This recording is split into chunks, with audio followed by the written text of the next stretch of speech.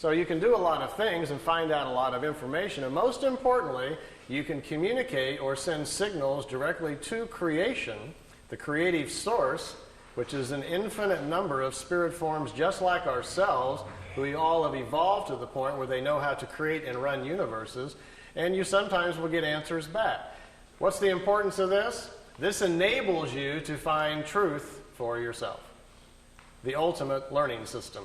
If you have questions about yourself or life and you know the proper symbols and can open the doorways, these things are available to you.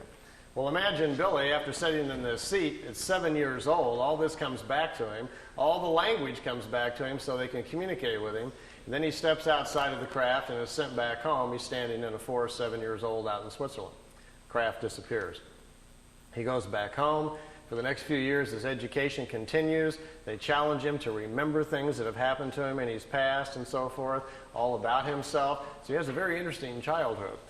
Now, most of us, when we're 8, 9 years old, we're working on spelling between the lines and figuring out, 4 times 3 and so forth, and doing our painting projects. Billy made it through the 3rd grade.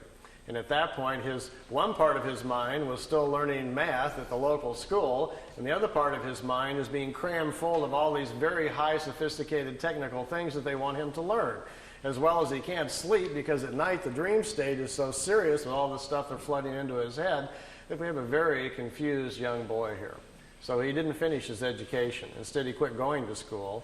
His parents weren't paying much attention, so Billy would leave the house in the morning, go out into the forest, be left alone, sit down in the forest by himself at 10 years old, go into his meditative state. The stuff would start flowing in. He got educated in the forest. Billy has not lived a life at all like the rest of us. He's never had a driver's license, never owned a car. He's really never even gone into town. He's been living out in the country his whole lifetime. Then at the age of 16, something very interesting kind of happened. On his 16th birthday, the voice he's used to hearing all the time, he thought would come in to wish him happy birthday, was getting very familiar with it. Instead, the voice changed, and it was another voice came into his head. It was a female voice that said she would take over his education, and now it was time to do some serious work. Let's leave home, the voice said. The voice told him to go to India and start studying, that they would direct him where to go. He was led out to India, to an ashram in Mehruli, India, where for the next 3 years he stayed in those areas and studied their philosophy, the different philosophies of man, went over into Tibet, crossed over there, studied with them, came back. During the 3 years, he had almost 100 contacts with these beings who started showing up in the disk, taking him aboard the crafts and moving him back and forth in time for his own education. When he was 19, he had to finally make the decision whether or not he wanted to go public, whether or not he would work with them to do this or not. Then they says, it's your decision. Now we're going to leave you alone for 11 years to get your life in order. You're a young man. Go get your wife. Go get your children started. Get your family started, and we'll be back. Well, he says, this isn't going to be real easy because I've already seen most of my life inside the craft. He says they have viewing screens that can show you the past or the future. He already knew who his wife was going to be. He already knew he was going to have 3 children. He already knew where he was going to live. He says, this isn't exactly fair. I feel like there's kind of a plan out there. I just have to kind of walk in the right steps. So he says, well, I guess I'll go to Greece where I'm supposed to go, and I'll be meeting my wife in about 14 days on the side of the road. And it happened, just like they told him. He met his Calliope. They were married on December 26th.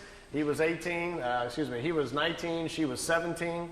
They had to sneak across the border because she was underage. Made his way back into Switzerland where he went, and they had their children, and he settled down in the farm area where he was comfortable. At this point, let me show you some of the pictures and things that happened to him. I know some of you have seen many of the pictures before, but I can see on some faces you haven't. We'll go through those rather quickly and show you some because they're always kind of exciting to see some of the pictures. I've got the slide tray going, and I'm on a leash here. Maybe someone could help me start the slide projector. And I think we'll have to slide a little bit this way now, so it'll go by this gentleman. You got to come to it if you want. All right, well, let's see what happens to us here if we can get an image going here. Do we have any control over lights here? All right, light control. And let's see if we get a nice image here or where we're at.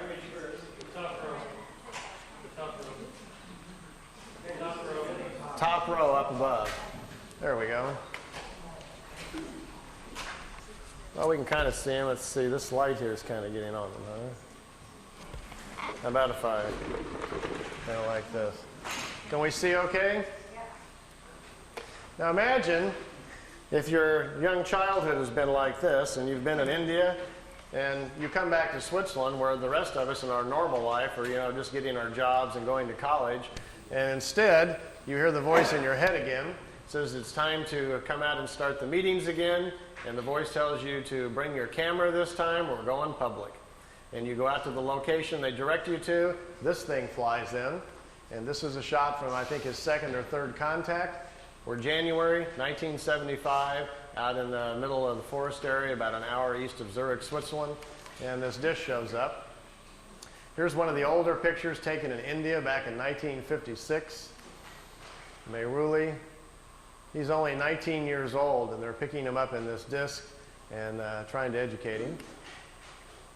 This is his home where he lives now in Schmidruti, Switzerland. It's about 7,000 feet up in the hills. I took these. I stayed there for several months in the summer, and every night after dinner I like to climb up on top of this hill because it's so pretty and just look out over the valley.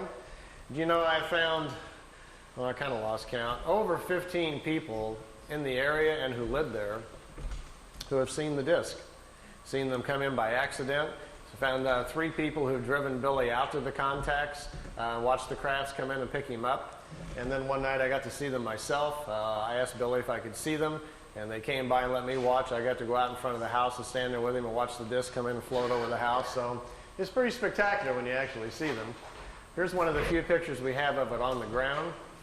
Most of the contacts were during the daytime. They were going on almost on a weekly basis. Billy would get this familiar cooling sensation. He'd hear the voice in his head telling him where to go. He'd go out to the area that they'd chosen. And many times they would set the craft down on the ground like you're looking at here. They'd get out of the ship, sit down and chat. I think, to me, one of my most memorable memories of him telling me about the contacts was at the first meeting on January 75. A lady stepped out of one of these crafts, came over and sat down. They talked for an hour and 20 minutes underneath the tree. And Billy asked the lady, he says, "Who are you?" She says, "Well, my name, you can call me, the name that I chose for myself is Semyazi." And she says, "Semyazi, how do you spell that, or what does it mean? Is that a family name?"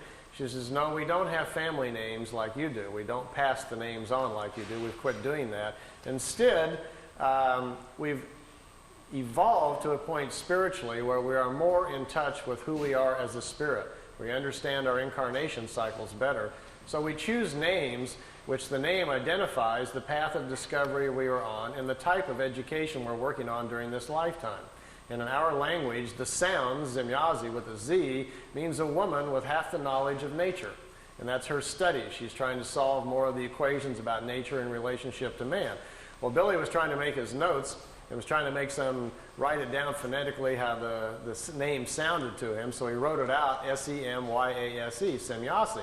So all of his notes, that's what he always called her, but that's how she called herself. She said on that first meeting that they've been watching this for quite a period of time. Their race is quite old. They are descendants of people from the constellation Lyra. And